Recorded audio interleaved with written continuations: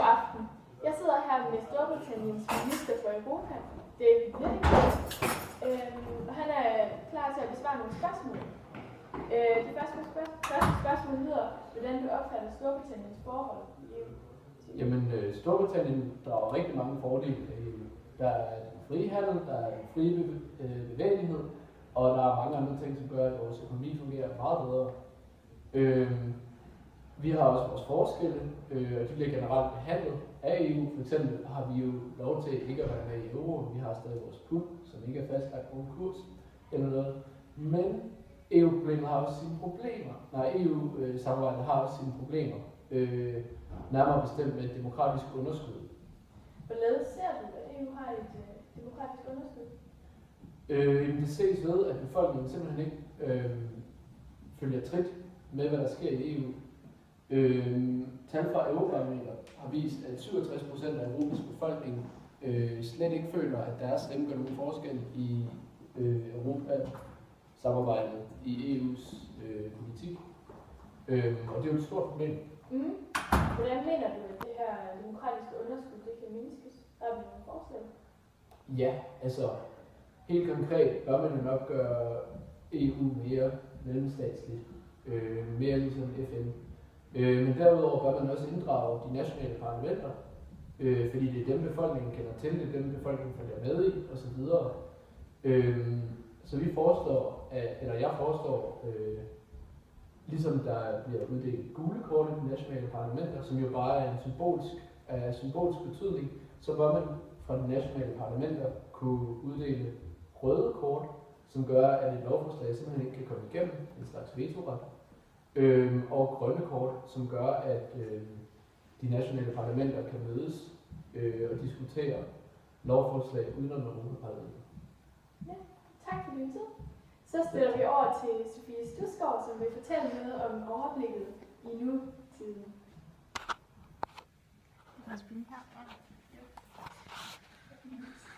Vi sætter os her. Kamera.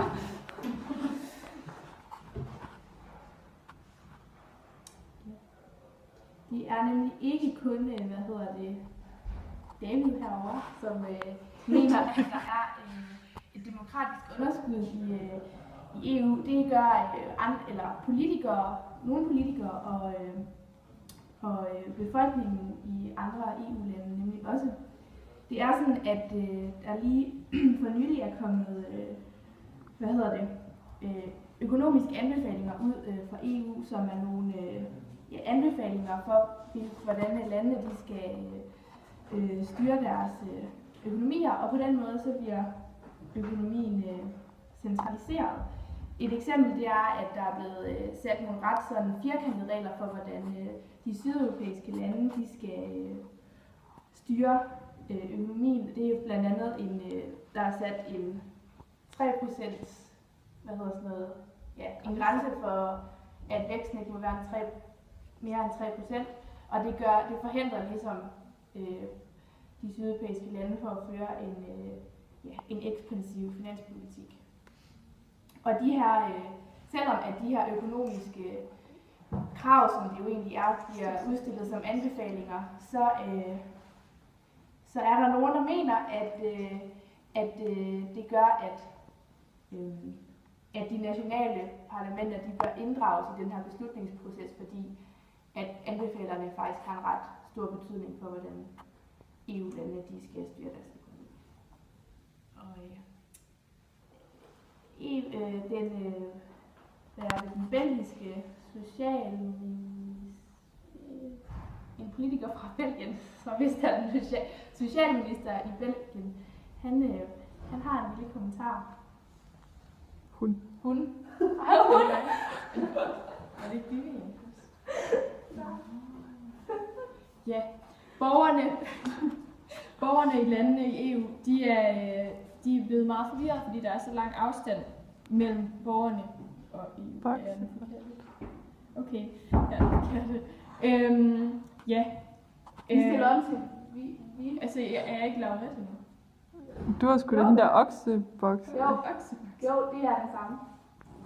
Du er den, du tror, du er. Ja, den jeg tror, jeg er. Ja. Hvem tror jeg er? Den der Lorette. Eller hvad er det? Okay, Men det er ikke hende, der siger det med... Selvom alle landene i kommissionen i fællesskab har vedtaget de her budgetregler, som er blevet udsendt til landene her i onsdags, så er deres nationale konsekvenser de er svære at sluge. Og det har udløst en stor politisk debat i både Frankrig og Belgien og andre lande. Fordi de føler sig som boksebolde. Ja. Tilbage til studiet. Så har vi, Vivian, der ligesom, påpeger det her problem med, at EU det er føles for fraværende for den enkelte borger. Ja. EU.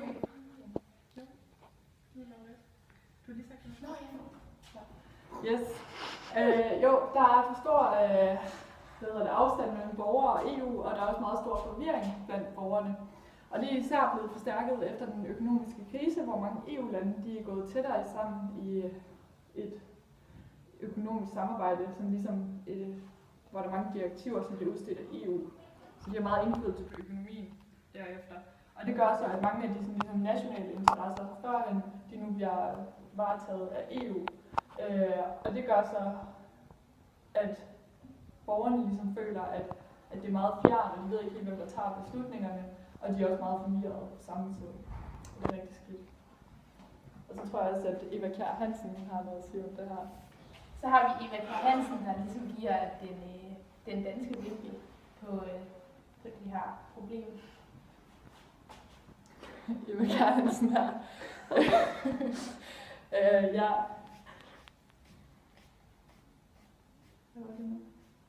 Jo, EU, kommer mange direktiver og ligesom regler på nogle nationale områder, som f.eks. uddannelse og sundhedsområdet, som normalt ikke bør varetages af EU, og derfor synes jeg, at det virkelig er essentielt, at de nationale parlamenter de får mere indflydelse, ligesom David.